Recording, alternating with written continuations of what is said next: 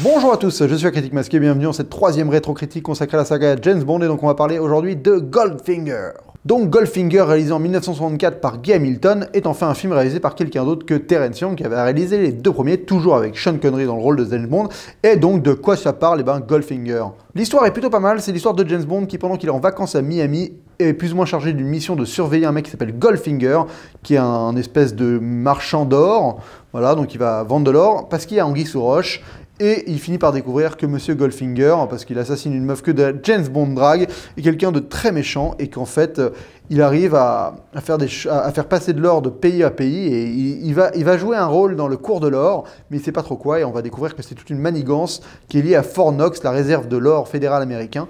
Donc c'est vraiment une vraie enquête d'agent secret. Moi je trouve que ce film, c'est pas loin d'être la quintessence du film d'agent secret et ça c'est vraiment pour moi résumé dans son début, dans cette scène post-générique qui est franchement pré-générique, pardon, sa chaîne pré-générique qui est mais vraiment la quintessence de l'image qu'on a d'un agent secret. Donc tu as James Bond qui débarque avec un canard sur la tête pour arriver inaperçu au bord de l'eau. Après il utilise un grappin pour monter un mur. Enfin voilà, après il enlève sa combinaison, il est en costard.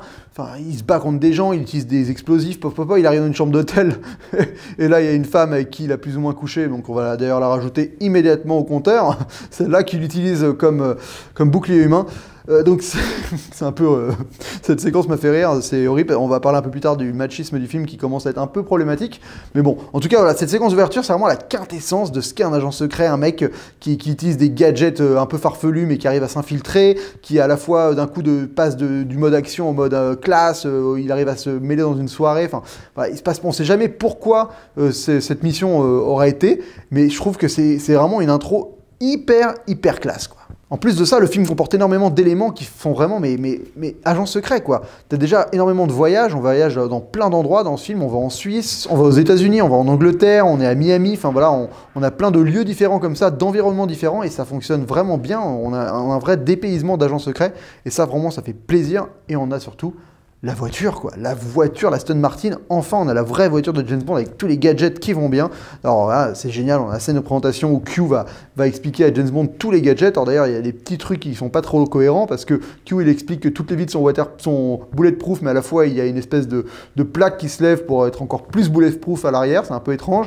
Il y a la première arme que James Bond va utiliser qui est des espèces de trucs qui sortent des pneus. Bah, Q, il en parle pas. Donc c'est des petits détails comme ça qui sont rigolos. Mais la voiture, c'est génial, quoi. C'est une voiture qui peut balancer de la fumée, de l'huile par terre, qui a des mitraillettes à l'avant. Enfin voilà, il y aura une séquence avec cette voiture qui est vraiment terrible, quoi, qui est la séquence de la voiture avec des gadgets. Ça fonctionne trop, elle est presque inutile dans le scénario. Enfin, elle sert à ce que James Bond en plus se fait capturer, donc au final la voiture ne sert pas forcément à grand chose.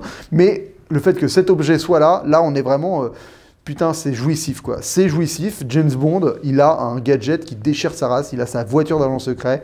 Ça devient, mais là, voilà. C'est 007. Il est clairement incarné, là. Ce que j'aime énormément dans le film, c'est le méchant Goldfinger et son acolyte Hot Job, dont je vais parler un peu plus tard. Mais déjà, Goldfinger, c'est un méchant vraiment intéressant parce qu'il est clairement intelligent, intéressant et son plan est super, quoi. J'adore le plan de ce mec, quoi. Donc, l'idée globale du plan, c'est de réussir à s'introduire en Fort Knox, de déclencher une bombe nucléaire pour que tout l'or de Fort Knox soit contaminé par des radiations et donc qu'il soit inutilisable pendant une cinquantaine d'années, ce qui fait que le cours de l'or va soudainement grimper et lui, vu qu'il possède plein d'or, il va devenir encore plus riche. Enfin, c'est un plan qui est assez ingénieux, qui est d'ailleurs pas le même que dans le bouquin. Dans le bouquin, ils vont voler l'or, mais le plan de voler l'or, ce serait absolument pas crédible visuellement parce qu'il y a beaucoup trop d'or à Fort Knox pour réussir à le voler dans un laps de temps possible. Donc ce plan-là est hyper ingénieux, j'adore ce plan, je trouve que c'est vraiment génial. Alors après, c'est un peu grotesque, il utilise un gaz qui endort les gens, au final, il se fait avoir, enfin... Mais c'est un vrai méchant avec des sbires tous asiatiques, d'ailleurs, c'est assez étrange, qui a un plan intelligent et qui est malin, quoi, qui dégage du charisme. Alors, il est joué par un Allemand, qui d'ailleurs est un ancien nazi, et à l'époque oblige, hein, c'était dans les années 60, donc il était jeune nazi, j'imagine. Bref, et le truc c'est qu'il doit jouer un anglais, et tu sens que, bah non, ça marche pas, quoi, le mec est clairement pas anglais, quoi. Enfin, bon, c'est assez étrange, mais en tout cas, le mec est fourbe, le mec est vicieux, et c'est un vrai méchant, voilà, le vrai vilain de James Bond, là pour moi, il est parfaitement incarné, et que dire de son majordome, Hot Job, qui est d'ailleurs beaucoup trop petit dans le jeu vidéo GoldenEye, mais qu'est-ce qu'ils leur ont pris de le rendre aussi petit, parce que le mec c'est juste un Coréen, il doit mesurer 1m65 quoi, mais c'est pas aberrant, dans GoldenEye t'as l'impression que le mec mesure 1m10 dans le jeu vidéo, c'était ridicule, mais bref, Odd Job qui est juste tellement charismatique, quoi. Le mec sort pas une phrase du film, le mec donne des coups de tatane comme ça derrière la nuque et tu t'évanouis tout de suite, et surtout le mec utilise son chapeau comme un espèce de frisbee qui décapite les gens, c'est totalement ridicule, grotesque et à la fois totalement jouissif. Encore une fois, c'est génial, c'est pour ça qu'on va regarder un James Bond, c'est pour des gadgets totalement over the top et des méchants grandiloquents et totalement aberrants. Bah voilà, Odd Job et Goldfinger, ça fonctionne super bien.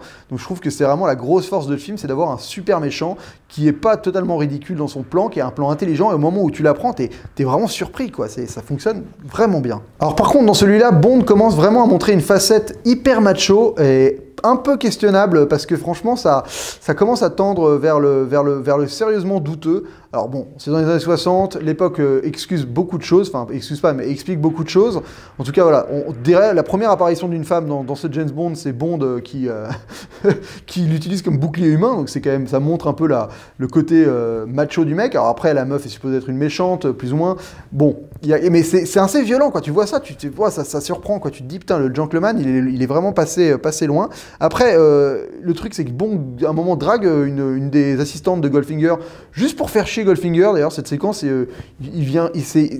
Bond agit de manière assez étrange, parce que il provoque plein d'événements désastreux autour de lui, et lui il s'en branle totalement, c'est-à-dire qu'il va draguer cette meuf, donc il fait perdre Goldfinger au jeu juste pour le provoquer et le faire chier, et la meuf se retrouve, et donc il la drague, il couche avec elle, nouveau compteur, je sais plus à combien on en est, mais on est encore là, il augmente le petit bonhomme, Bond va bien, donc Bond couche avec cette demoiselle, et Goldfinger, pour se venger, va juste la tuer, quoi. Donc si Bond n'avait pas fait son kéké, elle serait encore en vie, il aurait pas posé problème, mais non, il la bute, il la recouvre d'or, elle meurt étouffée par la peinture d'or, mais je trouve que là, c'est l'agissement de Bond, il est totalement égocentrique, macho, il veut juste baiser, s'amuser et se foutre de la gueule du méchant, et y a des gens qui meurent autour de lui, il s'en fout. Surtout qu'après, il y a un personnage féminin assez particulier qui débarque, c'est la sœur de la fille qui est morte couverte d'or, qui commence à tirer sur Bond. Alors on se dit, mais c'est une assassin qui est au sol de Goldfinger. En fait, pas du tout, elle essaie de se venger de sa sœur qui en fait a été tuée par Goldfinger, donc elle veut tuer Goldfinger, elle est super mauvaise pour tirer au fusil, ça faut l'avouer. Et ce personnage, on pense qu'il va y avoir une histoire avec Bond, on se pense que ça va être la James Bond girl du film, parce qu'elle est en Suisse, à un moment il fait tout un pataquès pour réussir à la sauver, machin en voiture, toute une scène d'action pour qu'elle meure comme une merde dans la forêt, et qu'on sache même pas si elle est vraiment morte, et d'ailleurs dans le bouquin en fait elle est prisonnière, et je trouve ça vraiment, le traitement de ces personnages, je m'y attendais pas du tout. Alors j'étais agréablement surpris, parce que j'avoue que je m'attendais à ce que ça reprenne exactement les mêmes codes que dans les films précédents, où alors on a toujours la même chose, Bond rencontre une meuf au bout du premier tiers du film, et il leur arrive des péripéties, ils finissent ensemble, et là pas du tout, il n'y a pas un bisou, il n'y a pas une histoire d'amour, il n'y a rien, la meuf elle canne comme une daube dans la forêt toute seule, et Bond, voilà, c'est encore à cause de Bond qu'elle est là, qu'elle est morte, et c'est assez étrange, quoi. Je m'attendais pas, et j'avoue que ça m'a agréablement surpris. Et le troisième personnage féminin qui apparaît, alors le traitement est encore hyper bizarre, et alors là franchement c'est vraiment un peu problématique, quoi, c'est que c'est Pussy Galore. Alors Pussy Galore, c'est donc une directrice d'un cirque volant qui est uniquement des femmes, qui va donc aider Goldfinger dans son plan. Alors le truc, c'est qu'elle est lesbienne dans le bouquin, dans le film, on l'évoque pas clairement, mais bon, il y a un peu ce sous-texte du fait qu'elle soit lesbienne, et donc elle se dit immunisée au charme de Bond, mais le truc c'est qu'au final c'est que de l'esbrouf, parce qu'elle va tomber plus ou moins sur le charme de Bond qui va être à 2 doigts de la violer dans une grange, on est vraiment pas loin du viol, c'est-à-dire qu'elle dit non des milliers de fois et il force le truc, quoi, et donc il finit par coucher avec elle, et la meuf elle est tellement tombée sous le kiff d'avoir couché avec James Bond qu'elle finit par trahir Goldfinger pour vendre, elle trahit Goldfinger et elle se range du côté de James Bond, et c'est à cause ou grâce à elle que Goldfinger échoue, quoi. Parce qu'en fait, elle a pas mis le gaz dans son avion et les mecs faisaient semblant de dormir. Mais c'est chaud, quoi. Enfin, la meuf, elle est lesbienne, il y a un mec qui couche avec elle, et le fait que James Bond soit un dieu de la baise, ça lui shift totalement sa morale, son sens moral, son éthique, ses plans, enfin, et ça devient, voilà, je trouve que c'est donner énormément d'importance à la bite de James, quoi. Enfin, là, faut dire ce qui est, et je trouve que c'est chaud, quoi. Alors bon, franchement, en plus, ce coup de la lesbienne qui en fait est pas lesbienne parce qu'il n'y a jamais un mec qui a bien couché avec elle. Enfin, c'est ce que ça laisse entendre. C'est franchement bon. À 1960, on est loin des problématiques actuelles, mais putain, tu fais la même chose actuellement, tu te fais défoncer, quoi. Parce que c'est vraiment rétrograde comme manière de penser, quoi. Et sexiste. Alors sinon, il y a des trucs qui m'ont interpellé. Il y a une scène à Miami. C'est super bizarre parce qu'en fait, il n'y a qu'un seul comédien de tous qui a été réellement à Miami pour tourner cette séquence. Donc c'est un espèce de mélange entre des vrais plans d'un hôtel à Miami et des incrustations fond vert et des utilisations de doublures. C'est super bizarre, tu te demandes pourquoi ils sont pas juste tous allés à Miami tourner cette putain de séquence, parce qu'au final le film se passe majoritairement aux États-Unis, mais ils ont jamais été aux États-Unis pour le tourner.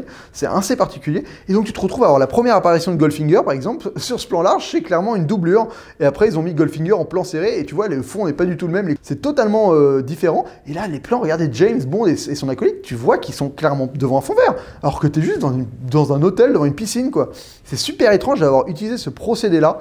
Et franchement, ça me perturbe, je comprends pas pourquoi ils se sont donné autant de peine à créer cette séquence de cette manière aussi compliquée pour juste une séquence de deux mecs au bord d'une piscine qui jouent aux échecs, quoi. Enfin, d'ailleurs pas aux échecs, ils jouent au gin. Je trouve que le réalisateur, il a quand même des délires vraiment rigolos. Alors tu vois, toute la séquence du début, c'est clairement la patte du réal que je vois là, moi, ça change de Terence Young, qui est quelqu'un d'assez plan-plan finalement, je trouve. Là, il sort des trucs, mais des trucs totalement drôles, quoi. Il y a un moment, je pense que Job, c'est une grande partie de l'inspiration du réal, parce que je sens ce délire, il doit être dans le bouquin, mais bon, je sens ce traitement un peu second degré, border du ridicule, et cette grand-mère qui garde un péage en Suisse, là, et qui sort une mitraillette pour shooter James Bond, c'est totalement ridicule, c'est génial. D'un coup, elle sort de nulle part, elle se met à mitrailler tout le monde, enfin, c'est trop drôle, quoi, c'est tellement aberrant, que franchement, je trouve ça, mais moi, ça m'a fait mourir de rire, quoi.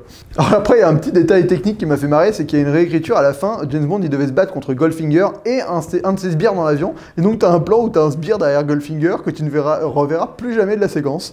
C'est un petit détail qui m'a fait marrer, parce que je me dis que tu vas réussir à remonter une séquence pour qu'au final t'enlèves un assaillant à James Bond, faut quand même que, putain, ça a dû être un boulot de montage, parce que le mec il était là, quoi, tu le vois de temps en temps, tu le vois apparaître derrière Goldfinger comme ça.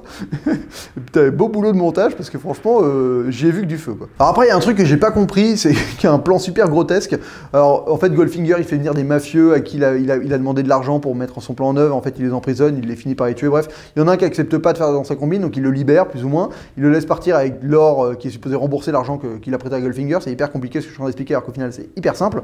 Bref, et au final c'est Job qui le conduit, et en fait c'est tout un espèce de plan pour le tuer. Donc Job va dans une décharge, il le tue, et il balance la voiture avec l'or qui est dans une mallette dans le coffre à la décharge, il écrase la voiture, et après Job il fout la voiture sur un pick-up, et après il part avec le pick-up, et quand il arrive chez Goldfinger, il fait « Oh, j'ai du boulot », enfin Goldfinger dit « Ah, faut qu'on récupère l'or dans la voiture cabossée ». Mais pourquoi t'as pas Job? Pourquoi avant de foutre la voiture dans la décharge, t'as pas juste pris la mallette d'or dans le coffre? C'est débile. C'est très étrange, Job. De toute façon, Job, tu es bizarre, tu lances des chapeaux pour te défendre. Bon, écoutez, pour le moment, Goldfinger, c'est vraiment le meilleur James Bond que j'ai vu des 3 premiers. Il y a tellement de choses qui incarnent le côté agent secret, quoi, le côté mission, aussi bien l'infiltration que les scènes d'action, avec sa voiture qui a des gadgets, avec ce méchant qui a un super plan et qui a un laser. Il y a toute une séquence où il accroche James Bond et il est là avec un laser et il s'approche de ses couilles pour lui cramer les burnes avec son laser. Et il y a des répliques énormes, quoi. Il y a la fameuse réplique genre I just want you to die, Mr. Bond, tu vois, genre il y a des répliques comme ça qui fonctionnent grave, et je trouve que l'ambiance de ce film est beaucoup plus immersive et beaucoup plus prenante et moins plan-plan que franchement les 2 premiers. Je trouve que j'avais beaucoup aimé Bon baiser de Russie, mais je trouve que celui-là il est un tout petit peu au-dessus, donc je vais lui donner la note de 4,5 masques sur 5, voilà. On n'est pas loin de la perfection, bah après c'est comme ça que j'ajuste mes notes en fonction des James Bond, mais celui-là franchement j'ai vraiment pris mon panard devant. Pour moi c'est, voilà, j'ai envie de résumer ce film en étant la quintessence d'un film d'agent secret de James Bond. Il y a tout, et c'est vraiment du bon, en plus des choses qui surprennent, on n'est pas dans le... On va dire, en plus voilà, des petits détails, c'est Moni Penny qui jette le chapeau pour une fois, sur le porte-manteau. Voilà, d'habitude c'est toujours James Bond, là on sent que le réel, au bout de 2 films, il a dit non, ça va pas être pareil les gars, ça va pas être exactement pareil, et il a réussi à me surprendre à plein de moments, et ça franchement j'apprécie, notamment dans le plan du méchant, que j'arrive toujours, que je trouve vraiment mais énorme, quoi, trop intelligent ce plan, putain, mais j'adore. Bref, écoutez, c'est tout pour cette critique, on se retrouve très vite pour une prochaine vidéo, et d'ici la prochaine, bonne toile!